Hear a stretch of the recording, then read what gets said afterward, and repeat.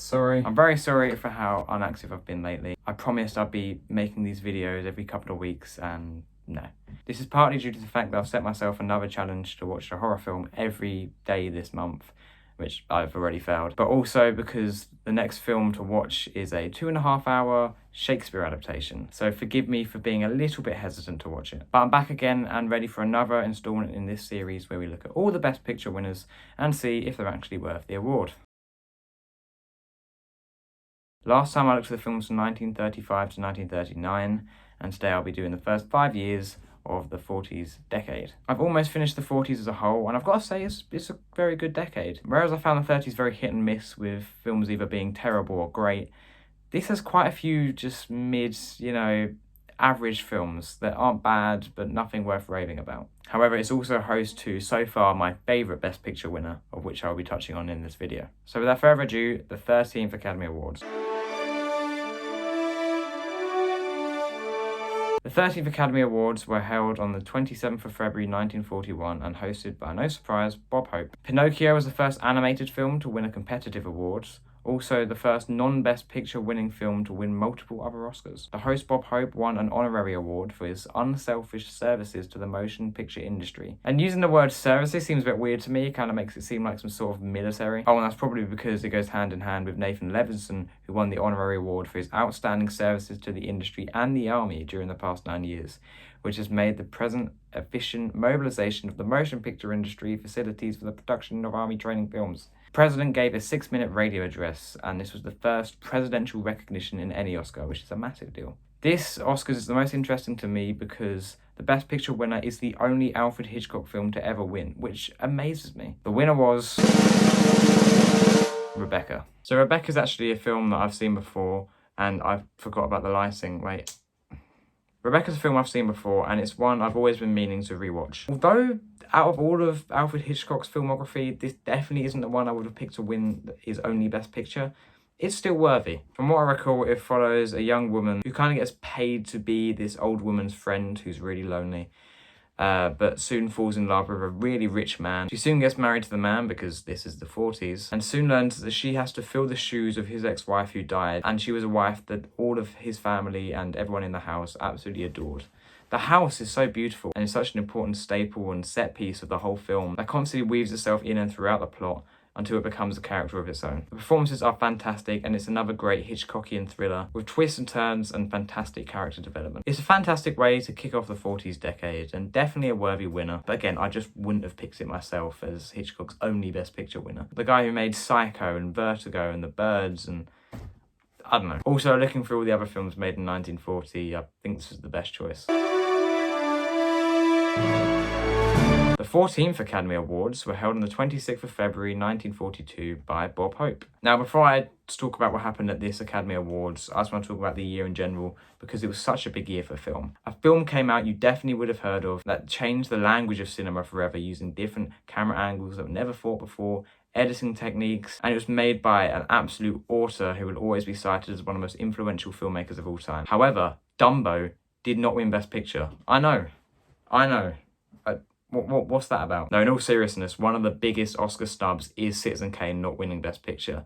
People didn't like the decision back then, people don't like the decision now. I'm a big fan of Citizen Kane, and I definitely think it's better than this Best Picture winner. But oh well, it's in the past, you can't change it. Citizen Kane did, however, win Best Screenplay, which is fair enough. John Ford won Best Director for the 3rd time. He's the 2nd director to win 3 times, the other one, of course, being Frank Capra. There was sister rivalry between Joan Fontaine and Olivia de Havilland, who were both nominated for Best Actress. Fontaine won, making her the first, and I think only Best Actor or Actress win in a Hitchcock film, which again is so shocking. Also, the Best Documentary Feature was added, which is a fantastic addition. Even though I'm bitter because I do think Citizen Kane should have won, like everyone else thinks, the winner wasn't too bad. The winner was How Green Was My Valley. I watched this a while ago, so forgive me if I'm rusty on what actually happens in the film. How Green Was My Valley is an American drama film set in Wales and directed by John Ford. It's based on the best-selling novel from 1939 of the same name by Richard Llewellyn. My cat just sneezed, by the way. It was produced by Daryl F. Zanruck and scripted by Philip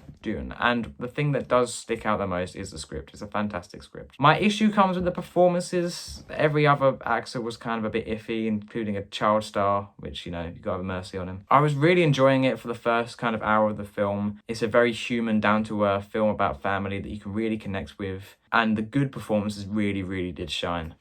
However, it kind of fell apart towards the end. I was just waiting to tick it off the list. There were some moments that did get me quite emotional, like when the little child can walk again. You have to watch it to understand what I'm saying. In the family, it follows all the boys work in the coal mines, and it's about a father who wants for one of his sons better than to work in that horrible job, so sends him to a private school, even though he has no etiquette being in such a dirty town. It's really a passion project from John Ford about growing up in Wales and seeing the change in industrialisation and how that kind of ruins the suburban country feel to it. And you do feel the passion. It just tailed off a bit, and yeah, I don't think it deserved Best Picture, which is a very unpopular opinion because this is a much loved film today. But Citizen Kane should have won. The 15th Academy Awards were held on the 4th of March 1943 by Bob Hope again. It's most famous for Greer Garson's speech, which lasted a whole 6 minutes, which is the longest ever. God. Mrs. Miniver was nominated for 5 acting Oscars, and the first to do so. Charles Boyer won the honorary award for his progressive cultural achievements in establishing the French Research Foundation in Los Angeles as a source of reference for the Hollywood motion picture industry. They really don't abbreviate these titles. At this point, the world was in the depths of World War II, and the Best Picture winner may have been a bit too close to home for some people at that time. The winner was Mrs. Miniver. When I said at the start of the video, some of these films are a bit meh. This is one of them. Although How Green Was My Valley had a fantastic first act and then second kind of fell apart. The whole way through, this was entertaining enough to keep me watching, but again, I was just waiting to tick it off the list. It's William Wyler's first of 3 films to win Best Picture, and I think he is the director who has won the most. Although that's not a fact, that's just from my knowledge. It's all about your regular middle-class family at the start of World War I and how they cope with the changes of the world around them as it falls into chaos and eventually war. The emotional note that it ends on is very genuine, and I can understand why it won Best Picture. The performances all around are great, the direction's fine as it always is by William Wyler. It's just the writing. There was nothing too captivating about it. It felt generic, and even though I watched it not too long ago, I can barely remember anything about it. So that's why I'm sorry, but I don't have much to say about it. Overall, did it deserve the Oscar? No, but it's by no means a bad film. The 16th Academy Awards were held on the 2nd of March 1944 by Jack Benny. For the first time ever, supporting actors and actresses won full-size statues instead of, I guess before they got smaller ones to normal actors, which is ridiculous because having more screen time doesn't make you an any more valuable part of that film than a supporting actor would. A film called The Song of Bernadette had a staggering 12 nominations, yet was not the Best Picture winner. The Best Picture winner instead was, so far, my favourite of all of the Best Picture winners I've covered in this series. Casablanca. Oh, this film. I've seen this film 2 or 3 times before, and every time it's absolutely captivated me. I'm sure you already know, but if you need me to recap what it's about, it's basically a propaganda film telling everybody how they should act during the war. See, Rick is a very closed-off man who, as he says, doesn't stick his neck out for nobody. There are 2 letters of transit being given around in his diner that he runs. Is it diner, is it a casino or something? I can't really remember. And those letters of transit will allow anyone to fly to America despite being under Nazi jurisdiction. The way those letters were acquired was by the killing of 2 Nazi officers. So it's a very serious case that Officer Claude Rains is investigating very firmly. Rick is given these letters very early on, but knows not to help anyone out. However, he hears about a man named Victor Laszlo who is coming. He's a massive activist and rebelling against the Nazi regime who has caused lots of trouble in Europe and intends to do so in America. See, at this point, Rick would never give him the letters of transit, but soon he realises that he is with a girl named Isla Lund. I think that's how you say it. See, many years ago back in Paris, Isla was a woman he was seeing, and they both agreed that despite being madly in love,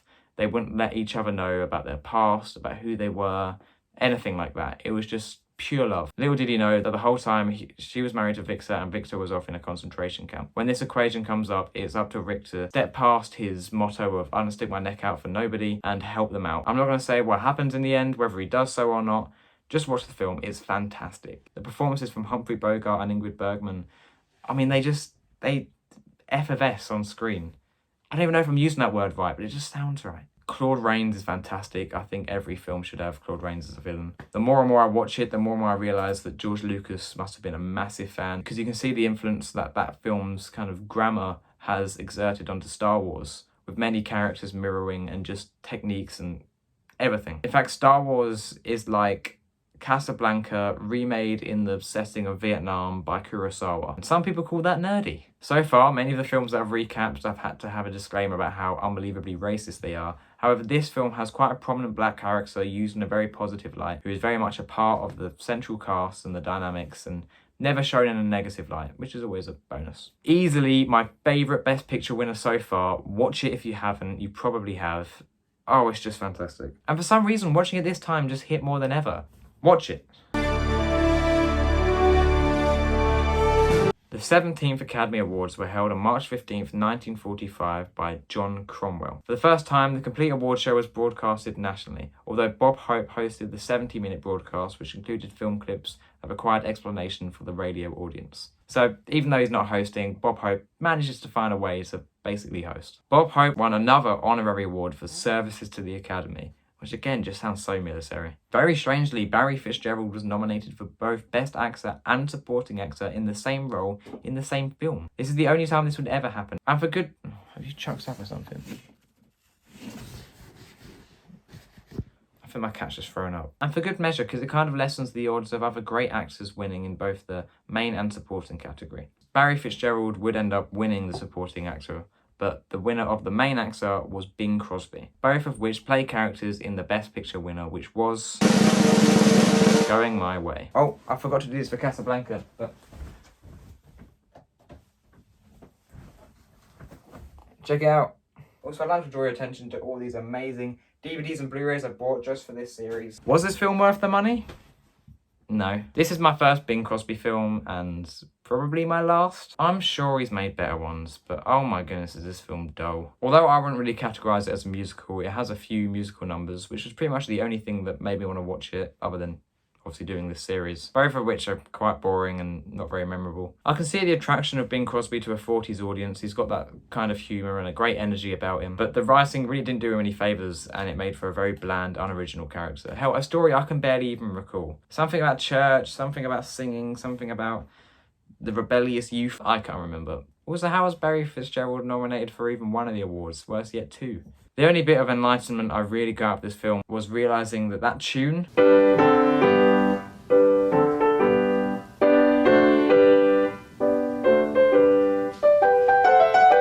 is called Three Blind Mice. I never knew that before. The only real positive I can say for this film is that for 1944 it featured an inoffensive black character. So, also it's very niche, not many people get this, but what it was trying to achieve kind of reminded me of the far, far, far superior film The Human Condition, just with unbelievably lower stakes. Like in The Human Condition, if Kaji makes a mistake, then many Chinese prisoners of war will die. However, in this film, if Bing Crosby makes a mistake, a couple of boys won't be able to sing in a choir. So, similar levels of tension, I suppose. Anyway, that's it. Those are the 5 films at the start of the 40s decade. Overall, not the greatest 5 years, to be honest. Lots of very average films other than Casablanca, which is just amazing. But join me soon for the next 5 years of the decade, which for better and for worse are already more entertaining. I just bought a MacBook, so hopefully I'll be making more videos more often. And I hope you're enjoying this series and learning from it. I don't know. Also, watch Casablanca if you haven't, because it's amazing. Remember to like, subscribe, or whatever. Also, my cat has been missing for all of these videos, but I can assure you now, there she is. So yeah, thanks again for watching. When I said I would never leave you. And you never will. But I've got a job to do too. Where I'm going, you can't follow. What I've got to do, you can't be any part of. Ilsa, I'm no good at being noble, but it doesn't take much to see that the problems of 3 little people don't amount to a hill of beans in this crazy world. Someday you'll understand that.